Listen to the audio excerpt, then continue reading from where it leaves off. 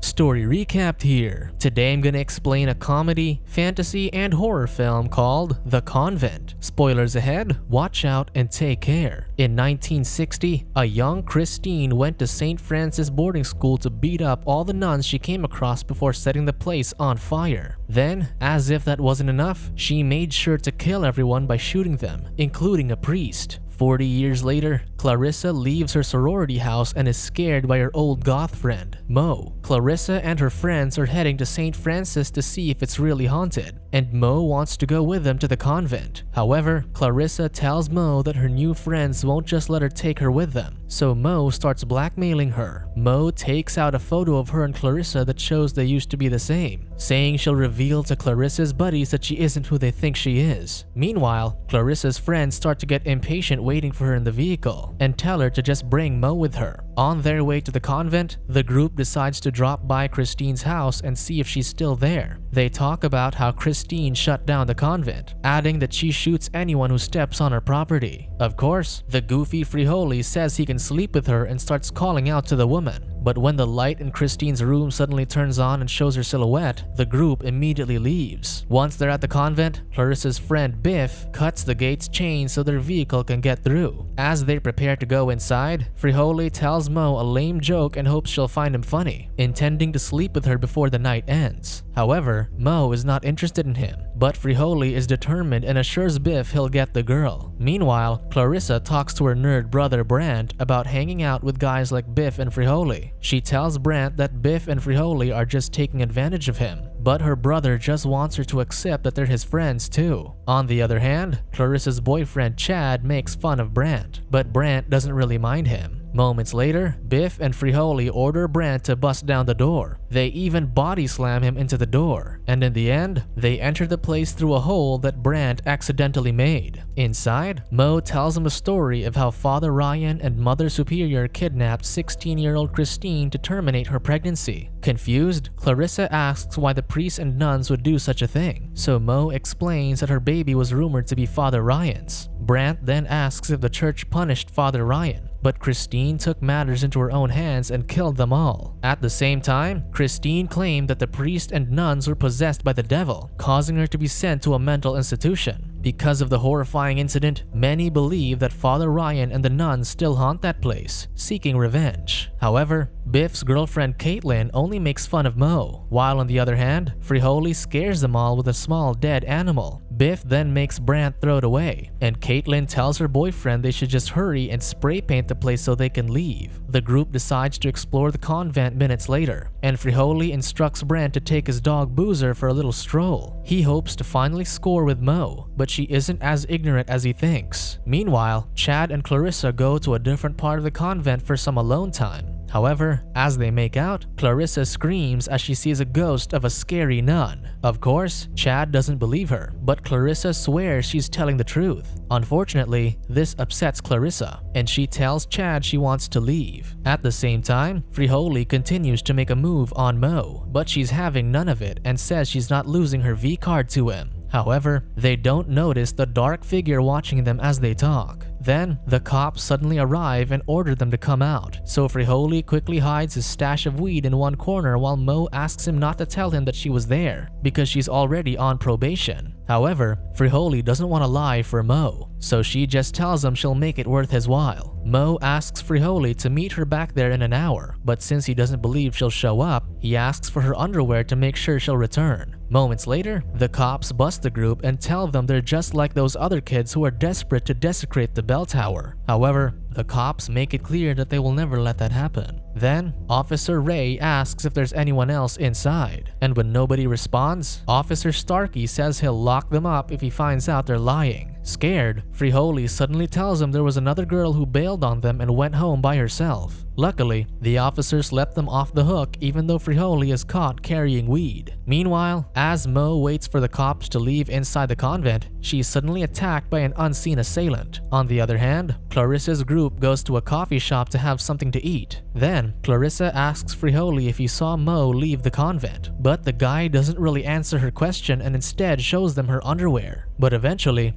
Frijoли reveals that Mo stayed behind to avoid the cops. Worried, Clarissa urges her friends to go back to the convent with her and get Mo, but she soon realizes they have no intention of returning there. Even Chad doesn't want to come with Clarissa, so she just storms off, leaving the guys laughing. However, Caitlin follows Clarissa to the public restroom and asks why she's so concerned about Mo. Clarissa then explains that the idea of Mo being alone there doesn't sit well with her, and when she says she's going back to the convent with or without them, Caitlin finally gives in and tells her she's coming with her. At the same time, Frijoli convinces the guys to return to the convent after revealing he left his stash there. Once they're back inside the convent, the group decides to split up to look for Mo and Frijoli's stash. Chad goes with Clarissa, Biff goes with Caitlin, and Frijoli is left with Brant. Then, Boozer suddenly runs off, so Frijoli orders Brant to go after the dog and wait for him in the car, in exchange for hooking him up with a girl. However, once he's alone, Frijoli immediately starts taking mushrooms. On the other hand, it is revealed that Mo has been grabbed by a group of Satanists, intending to sacrifice her to their god. They believe that killing Mo will give their leader, Saul, power and summon Satan himself. But Mo finds the whole thing ridiculous. She realizes that they don't know what they're doing, even mocking Saul for working at Dairy Queen. But Saul is determined to finish the ritual and instructs Sapphira to stab their sacrificial lamb. Sapphira then offers a short prayer to the Lord of Darkness and stabs Mo, causing the goth girl to be possessed immediately by one of the demons in the convent. Unfortunately for them, Mo becomes uncontrollable and starts attacking them one by one. Sapphira even tries to hide in one room, but blood suddenly gushes out of the shower. Sapphira can only scream in horror as she bathes in blood. And it isn't long before the blood is replaced by hot water, and she becomes possessed. Somewhere in the convent, Chad and Clarissa hear Sapphira's screams. However, they think that their friends are just messing with them and hope they'll stop soon. Then, they see the door slowly close and open again, so they decide to check it out. Unfortunately, Sapphira suddenly attacks Chad and feasts on his flesh, so Clarissa immediately defends her boyfriend by repeatedly hitting her with her flashlight. Clarissa also manages to shove the flashlight inside Sapphira's mouth until it comes out the back of her head, but the demon still continues to fight. With no other choice, Clarissa knocks her down with a piece of wood before helping Chad up and getting out of there. They then run into Frijoli, who is high as a kite, but he soon sees Mo and approaches her, thinking it's finally time to claim his prize. Frijoli lets Mo go down on him, and as he tries to enjoy the moment, the demon viciously bites his manhood. Meanwhile, Brant continues his search for Boozer and instead comes across Saul and Dicky Boy, thinking they're Frijoli's friends. The two then blindfold Brant, and Saul tries several times to knock him unconscious. Once Brant is out cold, Saul tells Dicky Boy that maybe they can reverse the process and send the demons back by sacrificing Clarissa's brother, thinking he's a virgin. On the other hand, one of the demons flay Caitlin's face while Sapphira fights with Biff. However, Biff eventually chooses to run away, leaving his now possessed girlfriend with the other two demons. He then finds Clarissa and Chad and helps them to another room, where they immediately barricade themselves. After that, Biff and Clarissa tend to Chad's wounds, and as they look for a way out, Chad becomes a demon too. Unfortunately, Chad easily bashes Biff's head in while Clarissa watches in horror, forcing her to escape through the window as more demons show up. At the same time, Saul and Dicky Boy prepare to sacrifice Brant. Saul then orders Dicky Boy to perform the ritual, and as Brant regains consciousness, the leader of the Satanists just tells him he's about to get the surprise he's been waiting for. Unfortunately, Brant thinks they're about to hook him up with some girls because of that. Then, when the moment comes for Dicky Boy to end Brant's life, he keeps having second thoughts. Luckily, Brant finally realizes that something is wrong and immediately flees. Meanwhile, a terrified Clarissa approaches Officer Starkey for help, but the cop gets scared because of her appearance and thinks she's possessed. He then quickly takes out his gun and starts shooting at Clarissa, forcing her to run away. After that, Clarissa finds herself in front of Christine's house, and since she's desperate, she decides to ask for the woman's help. At first, Christine doesn't seem interested in getting involved, but she eventually opens her door to Clarissa. Back at the convent, the demons gather and wear the dead nun's clothes while Frijoli puts on a cassock. On the other hand, Clarissa finds Christine inside the house, pointing a gun at her, but that doesn't stop her from telling the woman what happened. Unfortunately, Christine is sick of helping kids who think it's a good idea to break into the convent and vandalize it. However, Clarissa believes Christine is the only one who can help them, determined to return to the convent to save her friends, but the woman tells her they're already dead. Christine then tells Clarissa to forget about them because it's already too late, revealing that the demons can only inhabit recently deceased bodies. Despite that, Clarissa is hopeful that Brandt is still alive, but Christine implies that he'll soon die if he's a virgin. Then, realizing that Brandt is actually a virgin, Christine informs Clarissa that the demons love someone who is pure. Exasperated, Christine finally decides to tell Clarissa what happened 40 years ago. It all started when a possessed young girl attacked a nun, and it wasn't long before it spread. Soon, all the nuns turned into demons, and the place that also served as an orphanage became the Devil's Convent. The nuns then started acting weird, but the students didn't say a word about it. Meanwhile, Christine had only been there a few weeks, and she was 8 months pregnant and a runaway. Then, Christine went into labor, so the demons prepared her for a ritual that would allow them to sacrifice her baby, revealing that the story about the nuns and Father Ryan terminating her pregnancy wasn't true. Since a baby's blood is more powerful than a virgin's blood, the demons attempted to make Christine's baby the host for their new leader, the Devil's Son. Unfortunately for them, Christine decided to kill them all and save her child, who is now a civil engineer. After telling the story, Christine says the demons will finally complete their ceremony if they get their hands on another virgin. Sadly, because of that, Clarissa realizes that Brandt is about to become the new Antichrist. Meanwhile, Brandt is captured by Saul and Dickie Boy while trying to get away from the demons. Then, the two Satanists immediately begin their ritual and try to kill Brandt, but the demons break into their room and chase them. Soon, the demons catch Brandt, and one of them kills Saul when he tries to attack their sacrificial lamb. On the other hand, Christine prepares for battle and takes out all her firearms. She also gives Clarissa a gun and ignores how reluctant the girl is to follow her, and the two eventually head to the convent. Upon arriving at the convent, Christine immediately shoots and decapitates a demon they find inside, showing Clarissa how to deal with their enemies. At the same time, Dickie Boy, who also happens to be a virgin, is about to be sacrificed by the demons with Brandt. He then suggests to Brandt that maybe they should just sleep with each other so they wouldn't be virgins anymore, thinking the demons will decide to let them go. However, Brandt thinks otherwise and points out they're both tied up, so they won't be able to do anything. But Dickie Boy shows that he already got one of his hands free. As the night deepens, Christine and Clarissa come across more demons, and they team up to kill them all. Then, Christine leaves Clarissa in her room and instructs her to hold off the demons until she returns. Christine immediately takes her motorcycle and comes back for Clarissa, killing 2 more demons before finally driving away. On the other hand, Brandt manages to get away from Dickie Boy as he tries to sleep with him, but they eventually get captured by the demons. Moments later, Christine and Clarissa arrive to stall the ritual, but as Clarissa helps her brother, one of the demons kills Dickie Boy. Unfortunately, Dickie Boy quickly becomes the Antichrist. However, Christine is determined to put an end to everything once and for all, so she lets Clarissa and Brandt escape before sacrificing herself and blowing up the convent. The next day, Clarissa and Brandt finally get out of the convent and even find Boozer. Then, sometime later, Clarissa is attacked by a possessed Boozer as she recuperates.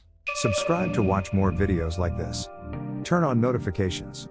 And leave a like, it really helps the channel out. Thank you for watching.